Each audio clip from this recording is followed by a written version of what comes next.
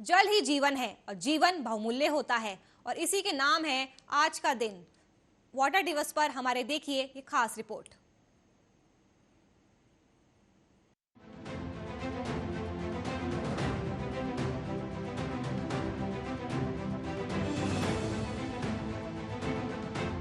एक वक्त था जब जगह जगह नदियां, तालाब, नहर और कुएं दिखाई दिया करते थे। लहराते खेत और खेतों में ट्यूबवेल होते थे।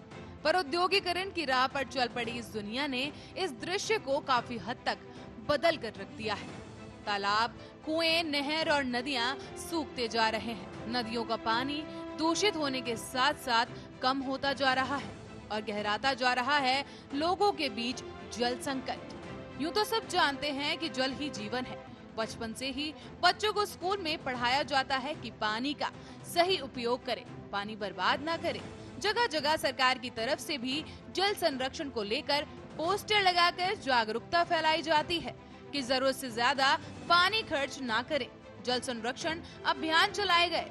यहाँ तक कि प्रधानमंत्री नरेंद्र मोदी ने भी जल के महत्व को लोगों को समझाने की कोशिश की। भारत विकास के पथ पर बढ़ रहा है, जल संकट की चुनौती उतनी ही बढ़ती जा रही है। अगर देश ने पानी की बचत पर ध्यान नहीं दिया, पानी का दोहन नहीं रोका, तो आने वाले दशकों में स्थिति बहुत ज्यादा बिगड़ जाएगी।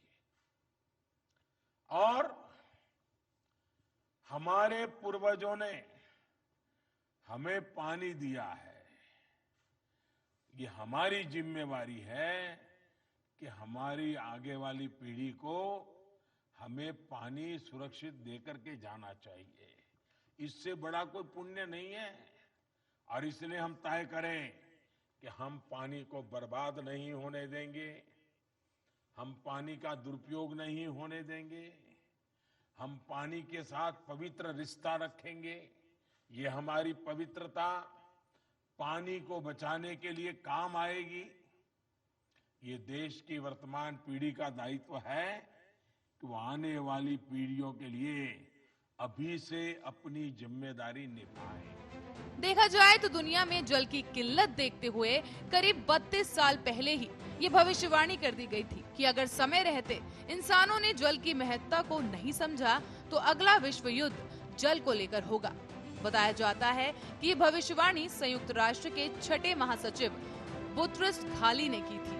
उनके अलावा 1995 में वर्ल्ड बैंक के इस्माइल सरगलॉजन ने भी विश्व में पानी के संकट को देखते हुए ये कहा था कि इस शताब्दी में तेल के लिए युद्ध हुआ, लेकिन अगली शताब्दी की लड़ाई पानी के लिए होगी। तो वहीं एक बार संबोधन के दौरान भारत के पूर्व प्रधानमंत्री अटल बिहारी वाजपेयी ने भी लोगों को चेताते हुए कहा कि ध्यान रहे कि आग पानी में भी लगती है और कहीं ऐसा ना हो कि अगला विश्व युद्ध पानी के मसले पर हो। सरकार की तमाम कोशिशों के बावजूद आज भी लोग देश और दुनिया में जल के महत्व को नहीं समझते। तो कहीं कई देशों में लोग पानी की किल्लत का सामना करने को मजबूर हैं। आपको जानकर हैरानी होगी कि धरती की सतह पर 70% हिस्से में पानी भरा हुआ है, लेकिन ये समुद्री पानी है जो खारा होता है। दुनिया में पीने योग्य मीठा पानी केवल 3% है और ये इतना सुलभ नहीं है। दुनिया में 100 करोड़ अधिक लोगों को पीने का साफ पानी उपलब्ध नहीं है, जबकि 270 करोड़ लोगों को साल में 1 महीने पीने का पानी नहीं मिलता। और दक्षिण अफ्रीका की बात करें तो दक्षिण अफ्रीका का केप टाउन शहर जल्द ही आधुनिक दुनिया का पहला ऐसा शहर बनने जा रहा है जहां पीने के पानी की भारी कमी होने वाली है। आने वाले कुछ हफ्तों में यहाँ रहने वाले लोगों को पीने का पानी नहीं मिलेगा और यही सब कारण है कि विश्व भर के लोगों को जल की महत्वता समझाने के लिए और लोगों को स्वच्छ जल उपलब्ध कराने के लिए हर साल 22 मार्च को विश्व जल दिवस मनाया जाता है। साल 1992 में रियो डी जेनेरियो में आयोजित एक पर्यावरण तथा विकास पर संयुक्त राष्ट्र सम्मेलन यानी UNCED में विश्व जल दिवस को मनाने की शुरुआत की गई थी, जिसका आयोजन पहली बार 1993 में 12 मार्च को हुआ था। हर साल विश्व जल दिवस को एक थीम के साथ मनाया जाता है और इस साल की थीम है वैल्यूइंग वाटर। जिसका लक्ष्य है लोगों को पानी का महत्व समझाना। बता दें कि पानी की किल्लत की वजह से भारत में ग्रामीण लोग अब गांव को छोड़कर शहरों की ओर पलायन कर रहे हैं। तो वहीं दुनिया में कई देश ऐसे हैं जहां लोगों को पीने तक का पानी नहीं मिल पाता और फिर लोग गंदा पानी पीकर कई सारी स्वास्थ्य संबंधी समस्याओं का सामना करने लगते हैं और कई लोगों की मौत भी हो जाती है, जिसे रोकने के लिए हर साल विश्व जल दिवस के मौके पर कई तरह के कार्यक्रमों का आयोजन कर भाषण, कविताओं और कहानियों के माध्यम से लोगों को जल संरक्षण और इसका महत्व समझाने की कोशिश की जाती है। अगर अब बात भारत की करें तो एक रिपोर्ट में कहा गया है कि देश में करीब 60 करोड़ लोग ऐसे हैं जो पानी की गंभीर किल्लत का सामना कर रहे हैं। नीति आयोग के जल संसाधन मंत्री नितिन गडकरी द्वारा जारी की गई एक समग्र जल प्रबंधन सूचकांक रिपोर्ट में कहा गया है कि ये संकट आगे जाकर और भी गंभीर होने जा रहा है। यह आशंका जताई गई है कि 2030 तक देश में पानी की मांग उपलब्ध जल वितरण की दोगुनी हो जाएगी और देश की जीडीपी में 6% की कमी देखी जाएगी।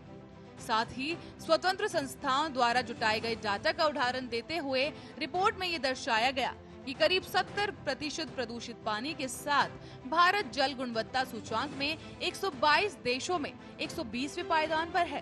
किसानों की सबसे बड़ी समस्या ये है कि जब पानी बरसता है तो बाढ़ के कारण गाँव को बर्बाद कर देता है और उसी गाँव में जो बाढ़ के कारण बर्बादी होती है उनको जनवरी, फरवरी, मार्च, अप्रैल और मई में पीने के लिए पानी नहीं होता, वहाँ टैंकर से पानी लेना पड़ता है।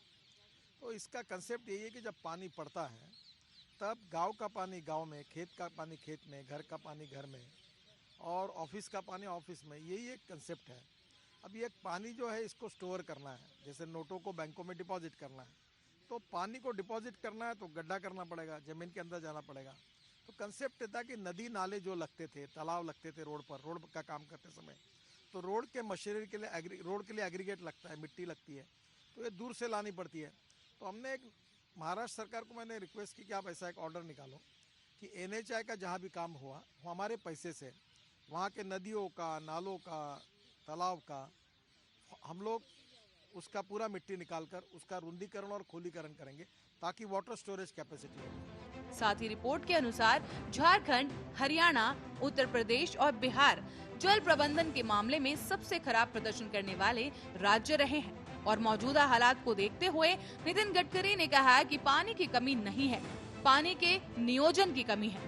राज्यों के बीच जल विवाद सुलझाना, पानी की बचत करना और बेहतर जल प्रबंधन कुछ ऐसे काम हैं जिनसे कृषि आमदनी बढ़ सकती है और गांव छोड़कर शहर आए लोग वापस घर लौट सकते हैं। और केंद्र सरकार की तरफ से इस समस्या से निपटने के लिए योजनाओं के बारे में भी नितिन गडकरी ने जानकारी साझा की। तो आज ही ये संकल्प ले, जल संरक्षण प्रत्येक व्यक्ति की जिम्मेदारी है और हम सब मिलकर इस जिम्मेदारी को निभाएंगे। जल बचाओ, जीवन बचाओ। Special report, Arya news.